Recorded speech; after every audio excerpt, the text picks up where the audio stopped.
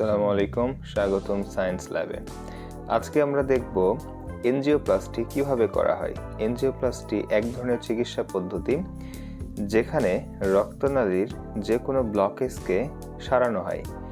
এখানে আমরা দেখতে পাচ্ছি আর্টারি বা ধমনীতে প্লাক জমেছে। প্লাক মূলত বিভিন্ন চর্বিকণা এবং কোলেস্টেরল।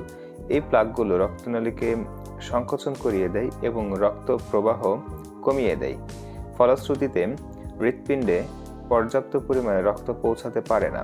তো এক্ষেত্রে আমরা ব্যবহার করতে পারি এনজিওপ্লাস্টি।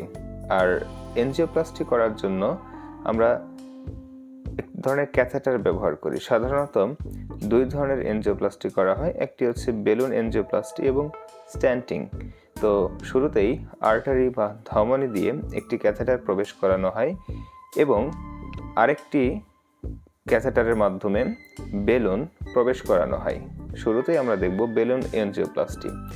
তো যেখানে ব্লকেজ বা রক্তনালীর সংকোচন হয়েছে বা প্লাক জমেছে সেইখানে আমরা ক্যাথেটারটি প্রবেশ করাবো এবং তার সাথে বেলুনটিকেও প্রবেশ করাবো এবং বেলুনটিকে ফুলিয়ে প্রসারণ করব। ফলশ্রুতিতে আর্টারির গায়ে লেগে থাকা চর্বিকণা বা প্লাক সংকোচন হবে। এর ফলে রক্তনালী পুনরায় আগের মতো প্রসারণ হয়ে যাবে এবং রক্ত প্রবাহ স্বাভাবিক হয়ে যাবে।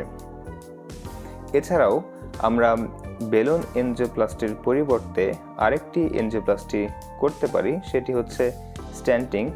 এখানে আমরা স্ট্যান্ট বা রিং ব্যবহার করি। স্ট্যান্ট বা রিং সাধারণত 10 থেকে 34 মিলিমিটার ব্যাসের হয়ে থাকে। খুবই সরু, 10 থেকে 34 মিলিমিটারের মধ্যে রিংটি হয় এবং এই রিংটিও আমরা ক্যাথেটারের মাধ্যমে রক্তনালীতে প্রবেশ করাবো এবং এই রিংয়ে আমরা কিছু কেমিক্যাল রিয়েজেন্ট ইউজ করি।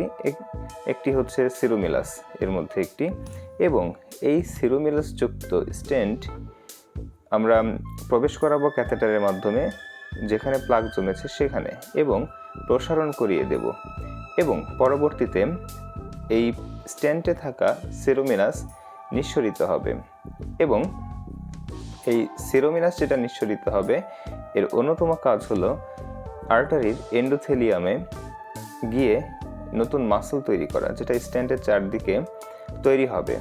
আর এই নতুন মাসল তৈরি হবে 4 মাসের মধ্যে। আমরা এমন আরও অসংখ্য ভিডিও দেখব পরবর্তীতে। ধন্যবাদ সবাইকে। আসসালামু আলাইকুম।